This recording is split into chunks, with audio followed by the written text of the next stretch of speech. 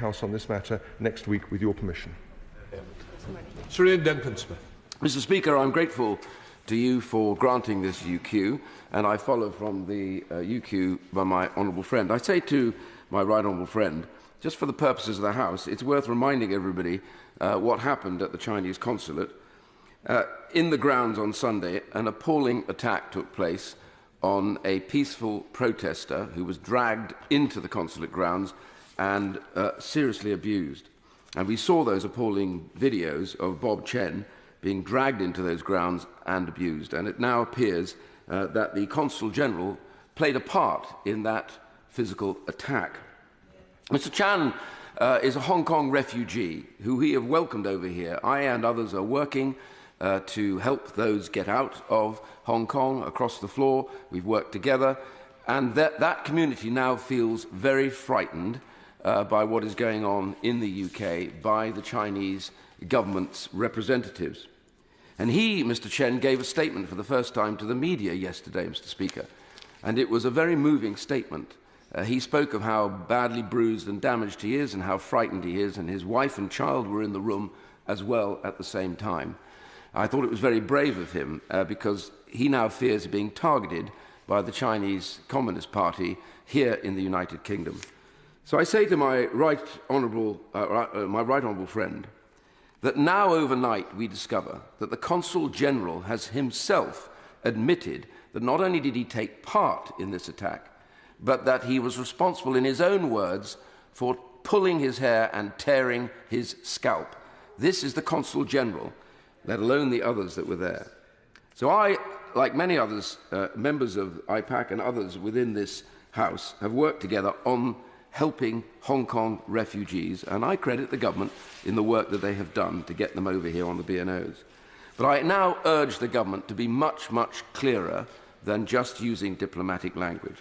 I urge the government to make it clear, in the light of this new evidence, that it's not just unacceptable that any consular individual should have taken part in anything like this, but that any consular individual who is proved to have been one of the perpetrators of this outrageous and violent attack on Mr. Chen will be made persona non grata immediately and sent back to China. The government has the diplomatic power to dismiss them. Whether or not there are criminal proceedings, the fact is we do not want them here in the UK, and they must go. And I urge my right honourable friend to come to the dispatch box and show the resolution that is necessary to send that message to China, despite what others and officials may say, be careful of tit for tat. Ignore that. Get to the dispatch box and simply say they will leave the United Kingdom. Any one of them that was in on that attack is not welcome, and the ambassador will be informed of that forthwith. Minister. Well, I thank my right honourable friend very much indeed for his further remarks. We should be absolutely clear that participating in an assault, if that is what is determined to have happened, is completely outside the expectations of our rule of law, that we would expect, if such a thing had taken place, as the question was raised in the House only 2 days ago in front of the British Consulate in Shanghai, we would, of course, refer the matter to the local policing authorities, as would have been expected to have been done in this case. So I take the point the honourable gentleman makes very strongly. And, of course, he's also right to insist, as he insisted in the previous question that we discussed on this, that the diplomatic channel and the legal channel are distinct. And I have seen the footage that he describes, and I have to say I think it looks very black indeed, and damning indeed. But there isn't a process that we're going through, and we need to make a factual determination. And once that is done, as I have said, diplomatic consequences, if it is found to have been as we fear it may be, that is to say, a criminal offence of some kind, diplomatic consequences will follow.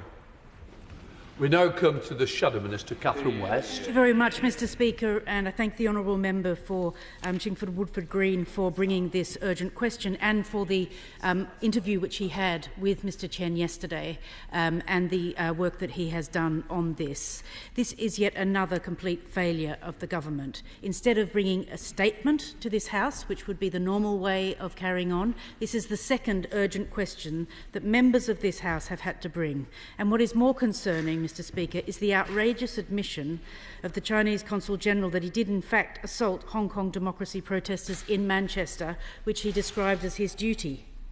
The government's handling of this has been a complete mess, and the Minister will know that Labor has called for the Chinese ambassador to be summoned to demand an explanation, but in a stunning abdication of their failure of their duties, an FCDO statement confirmed that a civil servant held the meeting with the Minister, Young, rather than the Foreign Secretary or a responsible minister.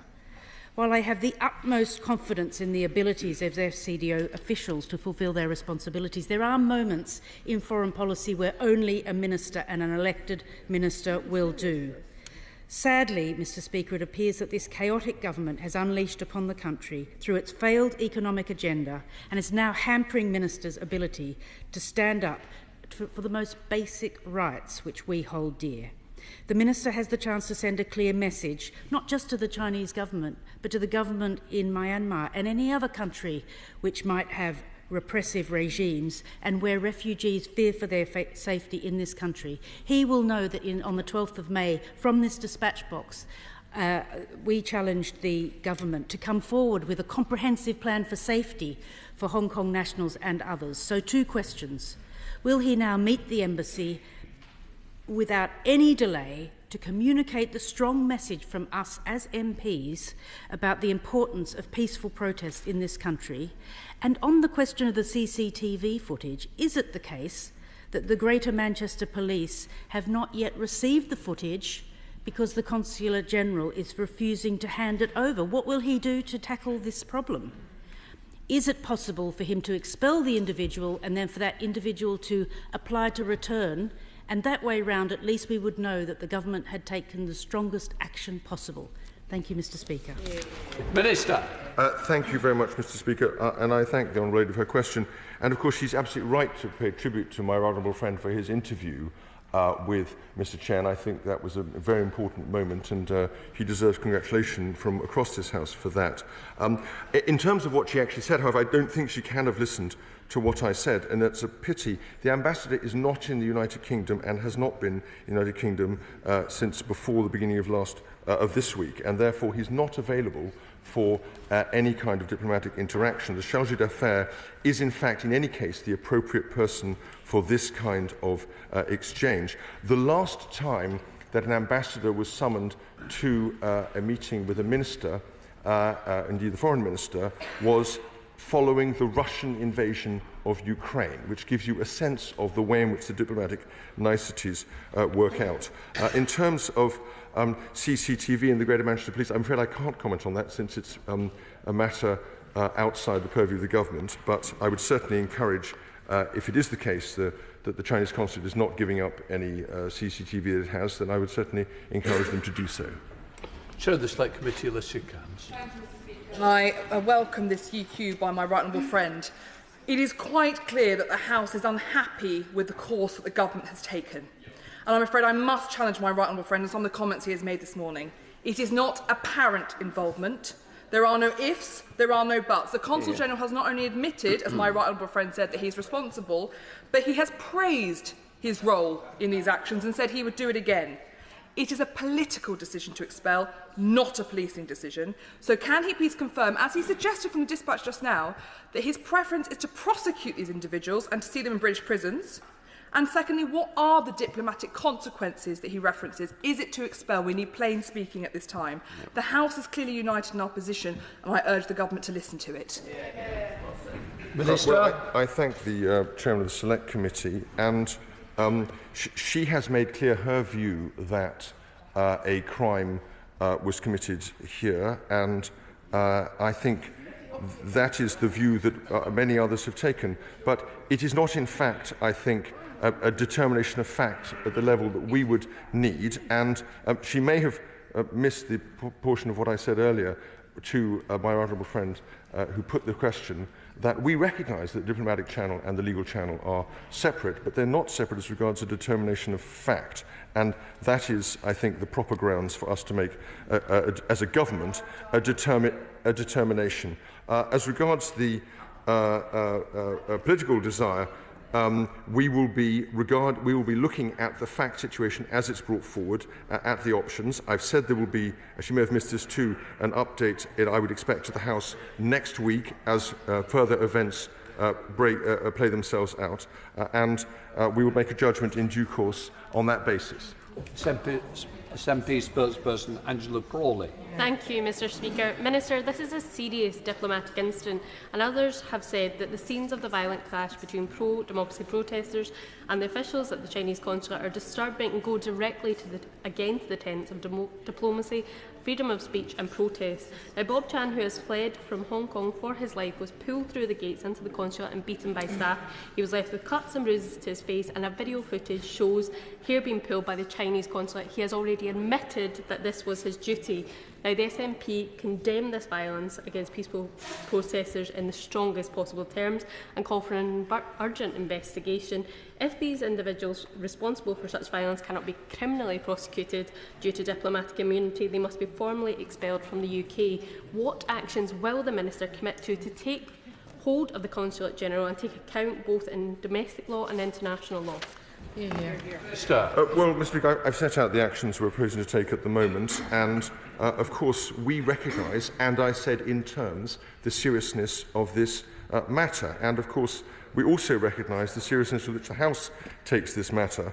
Now, as to the Consul-General's remarks about it being its duty, I think they are sufficiently absurd not to require comment from the dispatch box. Tim Morton.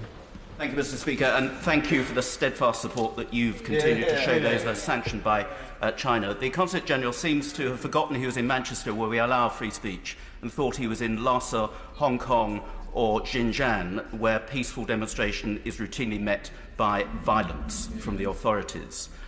This doesn't require clear messages in due course, as the Minister has just said. This requires strong action now, which involves chucking out some of these people, and it involves posting additional police outside every Chinese government establishment in this country to make sure that no more peaceful demonstrators are attacked in this way, because many Uyghur families and many Tibetan families already feel intimidated. Now they can be dragged into Chinese premises and beaten up or worse. Minister. Well, I thank my honourable friend for his question. The point about he's right to raise the contrast between our own rule of law and the deplorable, despicable experience of the Uyghurs that has been meted out to the Uyghurs in Xinjiang. He will know that only last week the UN Human Rights Commission debated this matter on the back of an extraordinarily damning report by former President Bachelet of Chile, and that is now in the public domain. As regards police support, I think it is a fact about this that the demonstration was notified to the Greater Manchester Police. They were on hand at the time, and so it's not absolutely clear that police support as such is what is required. There clearly has been some kind of failure in this case, and we need to work out, if there was, what it was. Thank you, Mr. Speaker. Yesterday, I joined Bob Chan in a press conference in which he bravely detailed the awful ordeal in my constituency. In an interview with Sky News reporter Inzi Rashid, the Chinese Consul-General in Manchester has now confirmed that the footage did show him destroying banners and assaulting a protester, which he argued was his duty.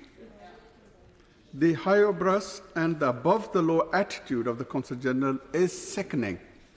Will the government stop dragging their feet and take immediate action by declaring the Consul-General persona non grata? Minister. Well, I thank my honourable friend, and of course he too has engaged very closely with Mr. Chan, and very, very welcome that is too, and I thank him I'm sure from everyone around this House would congratulate him and thank him for his support on that.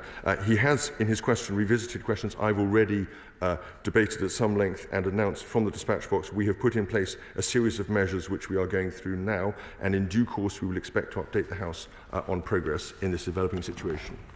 Richard Holden. Thank you very much indeed, Mr. Speaker, and I'd like to thank you, sir, for your continued efforts in this direction and to hold the Chinese to account and help us do so in this House. But there is, could the Minister just answer a question quickly about, there's another protest this weekend in Manchester. Has the Minister contacted Greater Manchester Police already to ensure that those protesters who are there can have the protection of Greater Manchester Police, which they clearly haven't had to date? Again, I thank the honourable gentleman for his question. I personally wasn't aware of the further demonstrations. The House has now been made aware of them. I will ensure that officials make some notification. This is a Home Office matter, so it will go through the Home Office. And of course, even within the Home Office network of relationships, our police are independent of government, rightly so, for the best rule of law reasons, and so we will respect that. I'm not sure yet that what happened here necessarily was a failure of policing in this case. It certainly appears that way, and we would expect the Greater Manchester Police to be able to do whatever they can next time round. Lola Brown. Mr. Speaker, frankly, this is now just ridiculous, and I hope that the Minister can see the force of the will of the House, and I hope that helps him in what he needs to do next. Article 41 of the Vienna Convention for Diplomatic Relations says that diplomats need to respect the law and regulations of the receiving state. And Article 9 says that the receiving state has the right to declare that person persona non grata at any time with no explanation. The CPS then says that that is done when the police have sufficient evidence to justify court proceedings. Now, given the video, given the admission, the lack of action by the government is frankly laughable at this point. This is now a political decision. Can he explain why he is not making them persona non grata now? Minister. The Honourable Lady quotes the convention, and it's very interesting, but she skated over the key phrase, which was when the police have sufficient evidence. And we're not in that position yet. And when they are, as I have assured the House, there will be consequences if that evidence proves to be dispositive. Thank you, Mr. Speaker. My right honourable friend is a diplomat. I understand that. But does he not understand? Does he not understand that if this assault took place on the streets of this country, the individuals responsible would be in prison cells and before magistrates? Therefore, it's very simple. Every single day that those responsible remain on these shores is a disgrace and a stain on our society.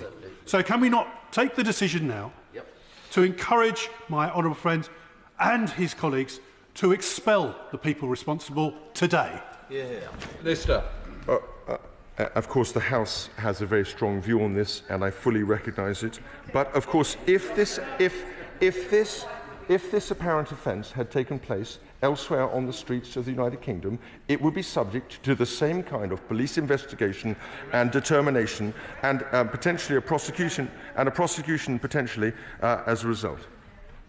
Chris Brown. Thank you, Mr. Speaker. I welcome the Minister to his post because I know him to be a decent, intelligent and honourable man. But he talks of diplomatic niceties. The time for diplomatic niceties is long, long past. Do you think the Chinese government cares about diplomatic niceties?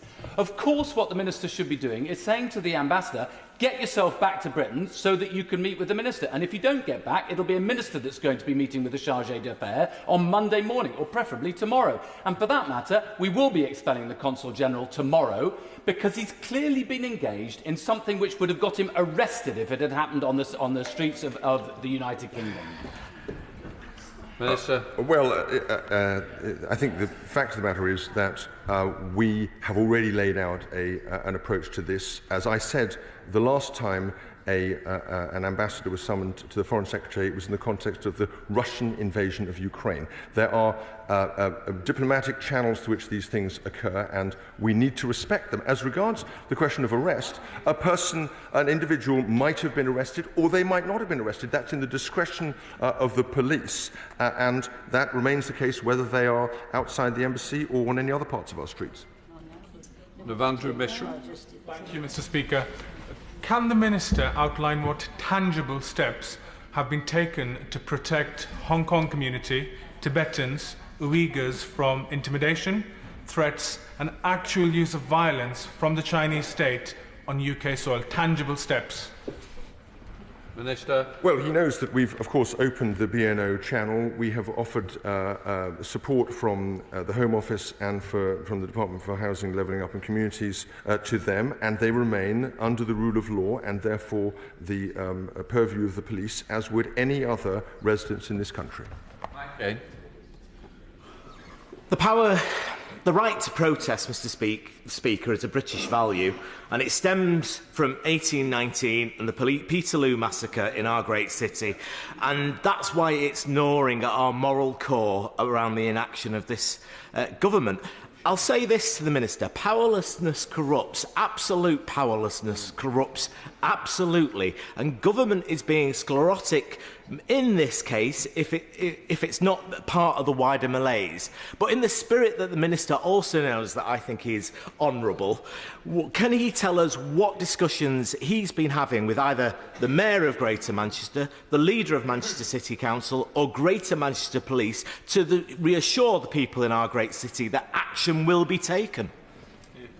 Minister. Well, the Honourable Gentleman is a Manchester MP, and I absolutely respect the force of his passion in this issue. And as with the member for the Rondo, there's nothing more deadly than when a member of the opposition is kind about the gentleman at the dispatch box. So I'm aware of the danger of that. I would correct him on the issue of the rule of law and due process. It goes back in this country way before Peterloo, and one would think of it as something the codification or formalisation of legal changes in the 17th century.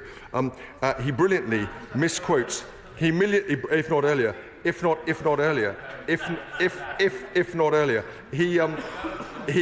brilliantly misquotes Lord Acton. Let me say in relation to the Greater Manchester Police that this is a matter for the Home Office, but I can be absolutely certain, as he can, that they will be following this debate with considerable interest. Kate Green. A few moments ago, the Minister characterised the Consul-General's comment that it was his duty to commit an act of violence as absurd. With the greatest respect to the Minister, whom I like very much, I think it was sinister and menacing. It's not just that this House cares about seeing the Consul-General and others involved in this incident face immediate, what he calls diplomatic consequences. Hong Kong nationals now obtaining refuge in my constituency also need the reassurance that the government takes their security seriously. As long as these people remain in Manchester, in this country, they do not have that reassurance. Minister. Well, I thank the Honourable Lady. I don't, if I may say so, think that she's right about the position that I've taken. We have been perfectly clear about the concern felt across interested bodies and parties and groups in the UK, and in particular Hong Kong residents here and people who have come from Hong Kong, and that is why I ended my statement with a very specific message to them to say of support to them. And I've also outlined to this House the measures that we've put in place, and the other departments focus on those people.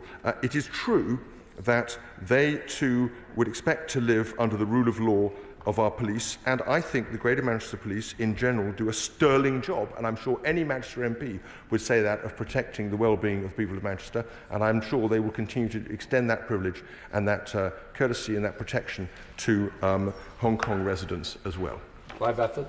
Thank you, Mr. Speaker. I wasn't going to intervene in this till I was listening to the responses of the Minister. There can be no question here of the failure of the Manchester Police. No one would have expected a bunch of thugs to come running out of an embassy and beat people up on the streets of Britain. Does the Minister think for a minute just about how this appears, and his answering today makes our country look? We look supine and weak. The evidence is absolutely clear, and he should be stating that today and making it clear that the government will act, and will act swiftly. And I get no urgency from the Minister today. Minister. Well, of course, I'm afraid that's hopelessly untrue. We take this extremely seriously. We're acting on it. We've had 2 UKs on the matter. We've got different departments engaged and involved. I can confirm, I've since had it confirmed to me that officials have been in touch with the Greater Manchester Police, and they will remain so. Of course, I mean no criticism of anyone in that fine, august body of police men and women, but we absolutely continue to look to them to maintain the kind of standards of policing that they always have done in that city. Kirsten Nelson. Mr. Speaker, it strikes me that there isn't any dubiety in this House at all about the appalling scenes that we have all witnessed. And as a signatory of the Sino-British Joint Declaration, the UK has got a diplomatic but also a moral responsibility to the people of Hong Kong, especially the large numbers who came to the UK under the new visa scheme. So does he not accept that there is a need for clear action to make sure that Hong Kong people and Uyghurs and Tibetans feel safe and feel valued here? Well, of course I do, and the Honourable Lady may recall that on Tuesday I announced that the British National Overseas Channel had been extended to include adult relatives of those who are already entitled to its benefits. So and I've also outlined to the House not just our very warm and enthusiastic embrace of the people of Hong Kong through that channel, but also the measures and the departments responsible for protecting those people in this country. And again, I send a very strong message to Hong Kongers in this country that we massively respect and warmly embrace you, and of course we will continue to protect and look to your safety. Jim Shannon. Thank you, Mr. Speaker, and it's been quite difficult to listen to the answers, and I say that with great respect to the Minister, because we don't really feel that maybe the issue has been taken strongly enough. The Minister will be aware that this latest travesty is simply one on a long list of despicable attacks on innocent people taking place, arguably at the hands of those in power in China. Will the Minister make a determination to meet with the Ambassador to highlight that the behaviour of taking someone from British soil onto the Chinese consulate to abuse them physically and violently within the consulate is disgraceful, will not be tolerated, and that those involved, including the Ambassador, will be sent home immediately? Minister. I'm an enormous fan and admirer of the Honourable Gentleman, but we have covered this question quite closely on several occasions in this urgent question, and we will take the measures that I have outlined. They are a clear extension of the work we are doing already, both in this country and in Beijing, and we will